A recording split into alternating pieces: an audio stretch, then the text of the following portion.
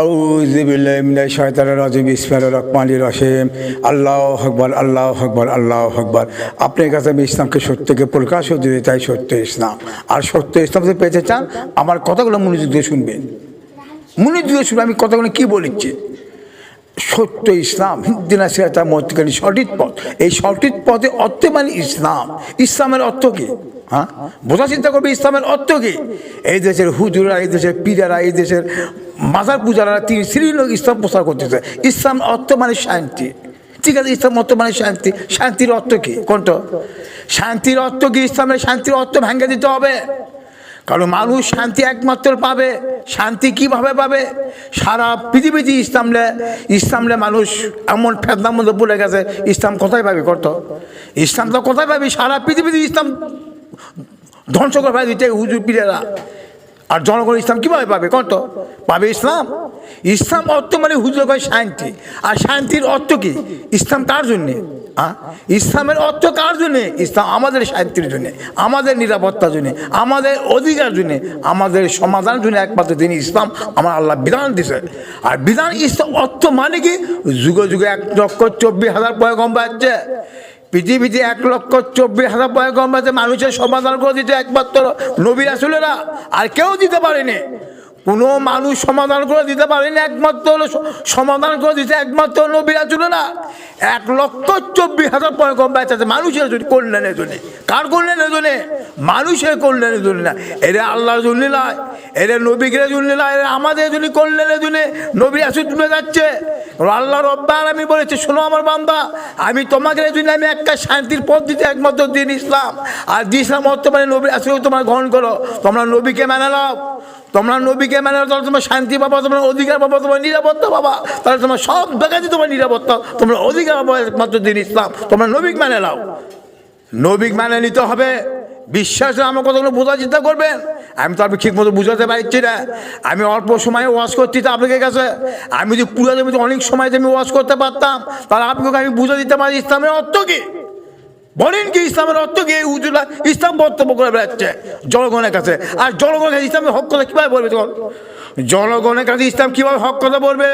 কারণ জনগণেরাই গ্রামের লোক চাঁদা তোলে, মানুষের কাছে চাঁদা তুলে বর্তা হাইর করে নিয়ে আসে 40, 50, 80,000 টাকা, 1 লাখ টাকা ওয়াশ করে বর্তা ডাকে নিয়ে আসে ওয়াশ করে নেয়। এই বর্তা কী ওয়াশ করবে করতো?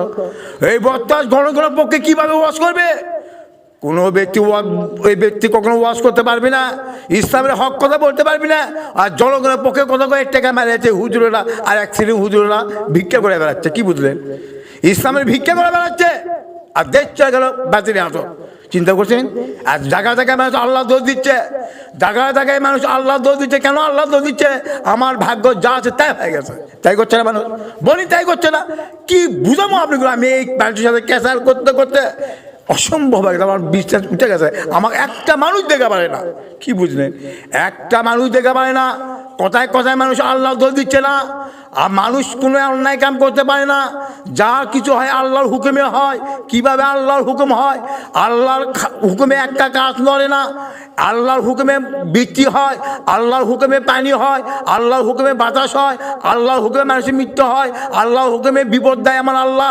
আর কোনো জিনিস মানুষের কথা মতো মানুষ আল্লাহর হুকুমে মানুষ চলে না। এই প্রতি মানুষের মধ্যে আকিকা চলিচ্ছে। হিন্দুই কন আর খ্রিস্টানি, ইহুদি আর মুসলমানই কন, খালি আল্লাহ দোষ দেয়। আল্লাহ মানুষের মধ্যে বিরাজ করে। কি বুঝলেন? সব আল্লাহই করায়। কি বুঝলেন? আল্লাহ করায়, আল্লাহ করায়। অত জায়গায় জায়গায় মসজিদ, জায়গায় জায়গায় মাদ্রাসা, জায়গায় জায়গায় শিক্ষা দীক্ষা বেড়ে গেছে। চিন্তা করে দেখেন, এর সঙ্গে আমার প্রতিদিন কেসার হয়। কি বুঝলেন? আমার বলে তুই লেখাপড়া করলু না, তুই কোরআন হাদিস কোনো পড়েছু, তুই কোনো হাদিস পড়েছু, তুই কি বুঝিস? চিন্তা করছেন? আমি শোনেন, কথা অরিজিনাল, এরা ঠিকই বোঝার চিন্তা করে। আমি কারণ আল্লাহ রব্বুল আলামিন আমার 10 সালে আমার আল্লাহ হিদায়াত করছে। বোঝা চিন্তা করবেন, আল্লাহ রব্বুল আলামিন আমার 10 সালে হিদায়াত করছে। তখন আমার বয়স ছিল 34 বছর বয়স ছিল। আমি জীবনে লেখাপড়া করিনি, এমনকি আমি 100 মতো গুনতে পারিনি। আমি খুব মূর্খ, জুতা চ্যাংরা, খুব মূর্খ। আমি 100 মতো গুনতে পারি না। এমনকি আমি একটা চোদনা মানুষ। আমি কোনো কথা অপত্য হয়, আমার কথা মনে আপনি ঠিক মতো বুঝতে পারবেন না। শুনেন, আমি খুব চোদনা মানুষ। সে ব্যক্তি আমার আল্লাহ কি বেন দেখলো, আল্লাহ ভালো বোঝে। আমি তো কোনোদিন লেখাপড়া করে নে, কোনো হাদিস লেখাপড়া, কোনো কোরআন লেখাপড়া করে, আমি কোনো লেখাপড়াই জানি না। 100 মতো গুনতে পারি না। কি বুঝলেন? কি বুঝলেন? আমি আমাকে কি বুঝালাম? কি বুঝলেন? আল্লাহ আমার 10 সালে আমাকে আল্লাহ হিদায়ত করলো, 10 সালে আমাকে আল্লাহ হিদায়ত করলো। আমি এককালে আমি জুয়ে খেলতাম, এককালে আমি নেশা করতাম, এককালে আমি অবৈধ কাজ, এমন কোনো কাজের মধ্যে আমি জড়িত ছিলাম না। আমি আধা বাধা ব্যবসা করতাম। আমার আল্লাহ ঘর আমার একটার দিকে আমার হিদায়ত করলো। আমার কলের মধ্যে আমার জিজ্ঞা উঠে গেলো, লা ইলাহা ইল্লাল্লাহ মুহাম্মাদ রাসূলুল্লাহ, কোন রাসূল হবে মানতে হবে। অত আমি মুসলমানের ঘর সন্তান, কি বুঝলেন? অত আমি মুসলমানের ঘরের সন্তান। আমার বাবা আম্মাও কোনো কর্ম শিখায়নি।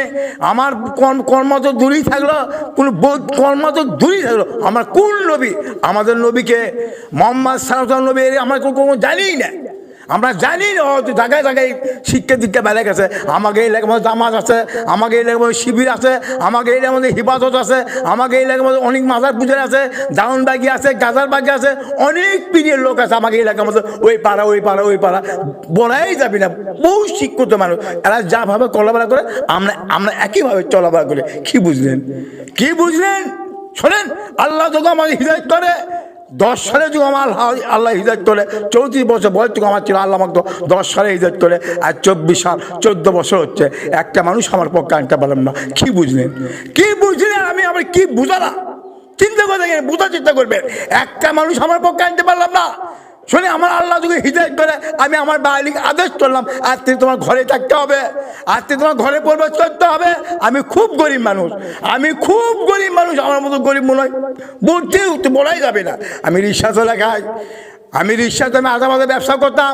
যেদিন আমার আল্লাহ হিদায়ত, আমি রিক্সা চলাচ্ছে, রিক্সা চলে আমি আল্লাহর দিন পোষা করে আমি বাইরে বললাম, তোমার তুমি ঘরে থাকতে হবে। আজকে তোমার সাহস ভাই, তোমার বোনটা, তোমার কোনো পুলিশের সাথে দেখা করা যাবে না, কোনো মানুষের সাথে তোমার দেখা করা যাবে না, কোনো আশেপাশে এলাকা আমার উপর খেপে গেল। সব কোরআন পড়ে, সব কোরআন পড়ে, হাদিস পড়ে, জায়গায় জায়গায় কোরআন হাদিস লেখাপড়া করে। আরে এত শিক্ষার দিকটা অর্জন করে, এরা ব্যাগানের সম্বন্ধেই জানে না। কি বুঝলি? ব্যাগানের সম্বন্ধেই জানে না। আমি বলেছি আমার ঘরে বউ বলেছি, আর তুই তোমার সাহতো ভাই, তোমার বোনটা, তোমার সাহতো ভাই, তোমার বোনটা, তোমার মামাতো ভাই, কারুর সাথে তোমার দেখা করতে পারে। এমন আমার ভাইগুলোর সাথে কারুর সাথে না। একমাত্র তোমার আপন ভাই ছাড়া, একমাত্র আপন মামা ছাড়া, একমাত্র আপন চাচা ছাড়া, একমাত্র আপন জ্যাঠো ছাড়া, একমাত্র আপন নানা ছাড়া, দাদা ছাড়া, একমাত্র আমার বাপ ছাড়া কোনো ব্যক্তি তোমার সাথে দেখা করতে পারবি না। অবশ্য জায়গায় জায়গায় এলাকা মহিলা খেপে যায়, পুরুষ খেপে যায়। আমার গরিব মাথা তার গেছে, এই পাগল হয়ে গেছে। চিন্তা করছেন কি বলে? ওদের কোরআন পড়ে, হাদিস পড়ে, এতই শিক্ষা অর্জন করছে। এরা ইসলাম কি বোঝে? কণ্ঠ এরা ইসলাম কি বোঝে? এরা সবই বোঝে। তুই কোরআন পড়লু না, তুই হাদিস পড়লু না, এরাই আবার ফুল পথে চলে যাচ্ছে। চিন্তা করছেন? তাই তো আমার মোহাম্মদ সাল্লাল্লাহু আলাইহি ওয়াসাল্লাম বলছে, যখন আমার উপর জুলুম অত্যাচার করে, ভাই বিশ্বাস করবেন না, আমার আল্লাহ যখন হিদায়াত করে, তখন আমার উপর মানুষ এতই জুলুম করবে। ও তো আমারই চাচি, আমারই চাচতো ভাই, আমারই জ্যাঠতো ভাই, আমারই মামাতো ভাই, আমারই ফুবু, আমারই আত্মীয় স্বজনরা, আমারই চাচা, আমারই আত্মীয়, আমার ভাইরা এতই আমার সাথে খারাপ ব্যবহার করে, বলাই যাবে না। মানুষ আমার বোনকে খারাপ ব্যবহার করে। আমি কোরআনে কয়েক কাজ চললাম, আমি কোরআনে কয়েক কাজ চললাম। এলাকার লোক গান বাজনা বাজায়, আমার কাছে প্রমাণ চাই, আমি কোনো প্রমাণ দিতে পারি না। আমি কোনো জিনিস প্রমাণ দিতে পারি না। কোন হাজির তৈরি করলো, সাহাতো ভাইয়ের সাথে দেখা করা যাবে না, মামাতো ভাইয়ের সাথে দেখা করা যাবে না, ফুফাতো ভাইয়ের সাথে দেখা করা যাবে না, দেওয়ার সাথে দেখা করা যাবে না। আমরা এরকম কোন হাজির জীবনও পাইনি। দেখছেন কি বলে এরা? এরা কি করছে? চিন্তা করছে? এরা ইসলামের অর্থই বোঝে না। ইসলামটা কি জিনিস বলেন? ইসলামটা কি জিনিস? আগে ব্যাংকের সম্বন্ধে জানতে হবে, কাদের সঙ্গে কথা বলা যাবে, কার সঙ্গে কথা বলা যাবে না, এরা আগে চিনতে হবে, তারপরে পরিচয় হবে ইসলাম। কি বুঝলেন? বলি আমি কি বুঝ, আমি আপনাকে কি বুঝাচ্ছি? চিন্তা করে দেখেন, সারা পৃথিবীতে শুরু হয়ে গেছে, মানুষ হয়ে গেল ন্যাংটা হয়ে গেল। আমার মোহাম্মদ সাল্লাল্লাহু আলাইহি ওয়াসাল্লাম বলেছে, হে আমার উম্মতরা শোনো, এমনও দিন সময় আসবে নারী গাঁও পোশাক থাকবে, পোশাক থাকেও ন্যাংটা। আমি চিন্তা করি, আমার নবী এইভাবে কথা কয় কে? এইভাবে কথা কয় কে? আমার নবী বলে নারী গাঁও পোশাক থাকবে, পোশাক থাকেও ন্যাংটা। এই কিভাবে হয়? নারী গাঁও তো পোশাক আছে। আমি যখন চিন্তা করলাম, না, নারীরে গোটা সর্বশৈলী পবিত্র, কি বুঝলেন? সর্বশরীরে পবিত্র, কারণ আমার দিয়ে প্রমাণ আছে। তোকে আমি আমার আল্লাহ হিদায়াত করে আমার বাইরে আদেশ করলাম, তোমার ঘরে থাকতে হবে, তোমার পোশাক জ্ঞান কেউ না দেখতে পারে, তোমার কণ্ঠটা না শুনতে পারে। তোকে আমি প্রমাণ পারলাম।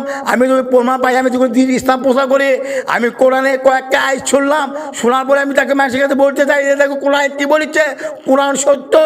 কিছু হুজুরা ইসলাম ঘোলাটাই করতেছে। ওই মহিলাও স্বাধীন আছে, মহিলাও নিরাপত্তা আছে, মহিলাও সমাজ আছে, চিন্তা করছেন ইসলাম কোথায় পাবেন?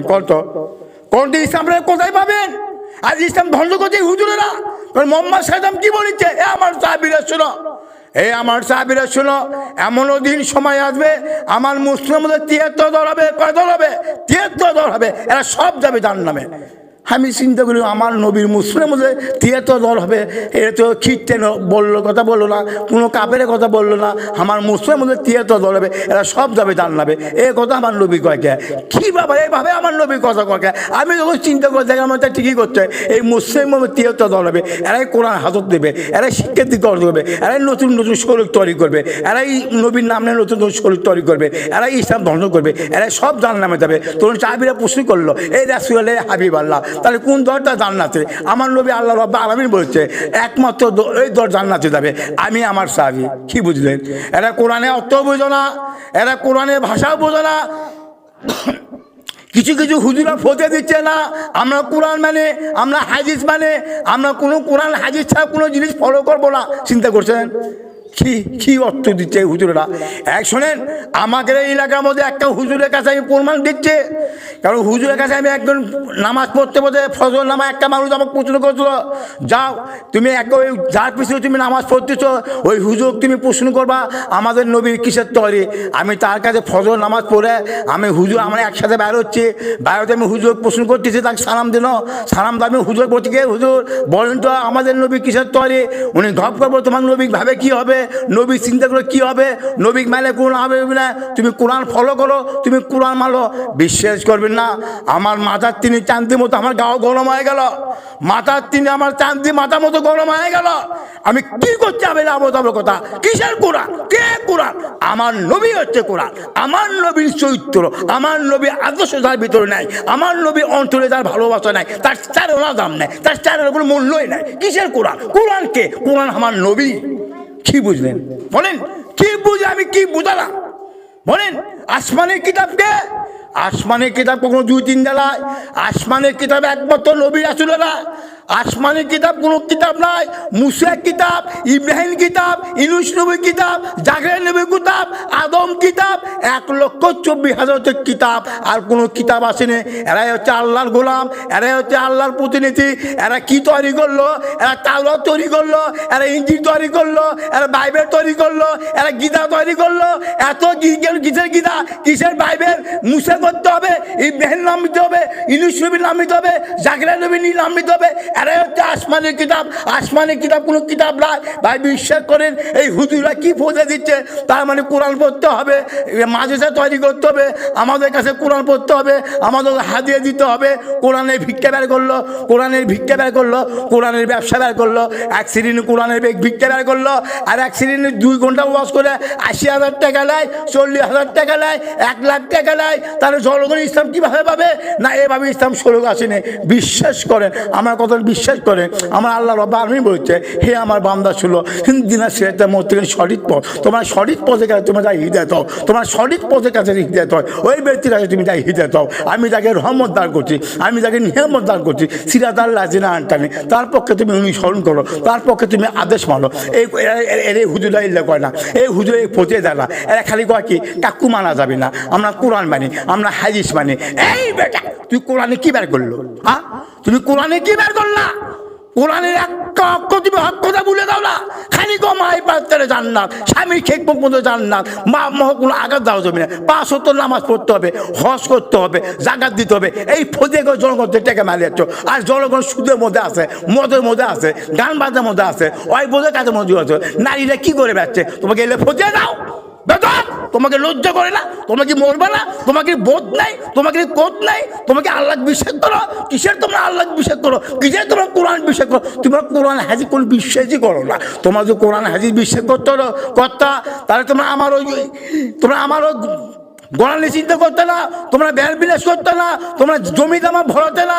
তোমাকে কি এত বড় কর্ম? এই আমাদের প্রিয় নবী হয়তো মামলা চালাতাম, 6 বছর বয়সে সাগর চালাতো, 10 বছর বয়সে মাঝে বোঝাও বাজিত।